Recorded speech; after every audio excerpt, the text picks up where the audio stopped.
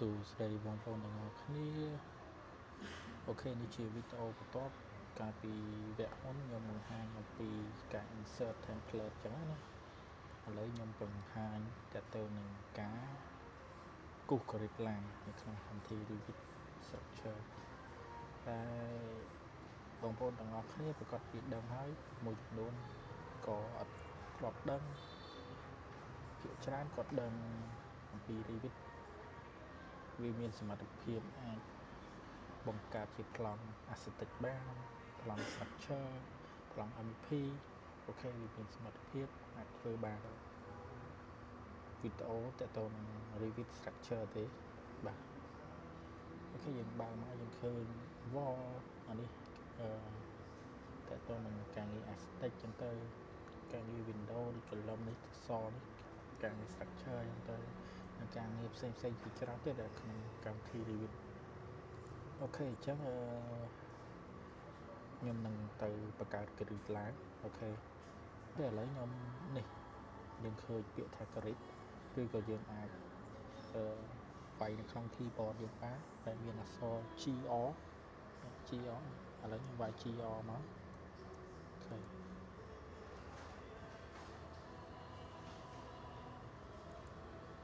ខ្ញុំវាយ GR នេះវាឃើញ grid ឡើងអញ្ចឹងអូខេអានេះបើខ្ញុំចង់ copy ខ្ញុំ select មកហើយខ្ញុំចុចពាក្យថា CO ហ្នឹង copy មកដូច AutoCAD យើងដែរអញ្ចឹងណាអូខេខ្ញុំ copy មកនេះគឺចំនួនម៉ែត្ររបស់វាអូខេយើងចង់ដាក់1ម៉ែត្រក៏បានដែរស្រ័យទៅលើបងប្អូនទាំងអស់គ្នាឥឡូវខ្ញុំដាក់5ម៉ែត្រខ្ញុំវាយ5000មកអូខេអញ្ចឹងខ្ញុំបាន5000ខ្ញុំចង់ដាក់5000ទៀតក៏បានវាយ5000មកអូខេអញ្ចឹង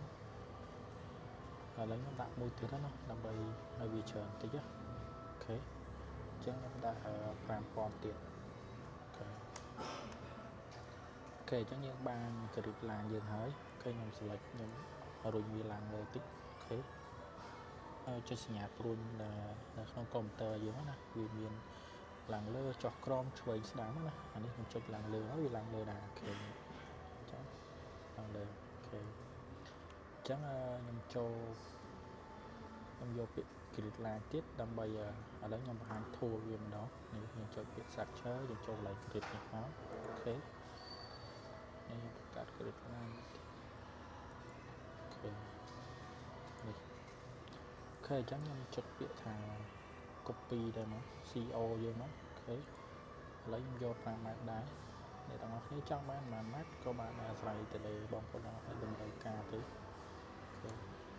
នេះអញ្ចឹងអានេះខ្ញុំយក5ម៉ែត្រទៀត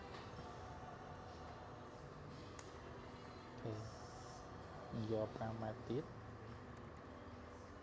អូខេតើតើកន្លែងនេះយើងអាចដាក់តាមប្លង់ស្ថាបត្យកម្មណាតែនេះខ្ញុំឧទាហរណ៍ថានេះខ្ញុំយក A ដាក់អក្សរធំ A ហើយនេះខ្ញុំដាក់អក្សរ B grid line B grid line C និង grid line D yes អូខេកន្លែងនេះខ្ញុំដាក់លេខ1លេខ2លេខ3លេខ4អញ្ចឹងណាអូខេអានេះខ្ញុំឧទាហរណ៍ទេតែបងប្អូនទាំងអស់គ្នាចង់ដាក់ប៉ុន្មានក៏បានដែរអូខេអានេះខ្ញុំដាក់លេខ1អូខេលេខ1 grid line 1 grid line 2និង grid line 3អូខេចុងក្រោយ grid line 4អូខេឥឡូវយើងបាន grid line ហើយអូខេខ្ញុំមើលទៅកន្លែងនេះដូចរៀងវែងពេកអញ្ចឹងណាអូខេអញ្ចឹងនេះសញ្ញានេះកន្លែងសញ្ញាវងមូលយើងចុចអូសវាមកក្រោមមកចុចវាអស់មកក្រោមមកវាមកទាំងអស់អញ្ចឹងមកអូខេអានេះបើយើងចង់លុបយើងចុចសញ្ញាសោវាលុបឧទាហរណ៍បើកវាអូខេអានេះចង់ដែរមកអូខេវាវែងពេកអូខេខ្ញុំចុចប៉ះលើវាហើយនេះទាញវាមកអានេះចង់ដែរអូខេមកវាមកទាំងអស់ហ្មងអូខេ នេះទំនេះអូខេ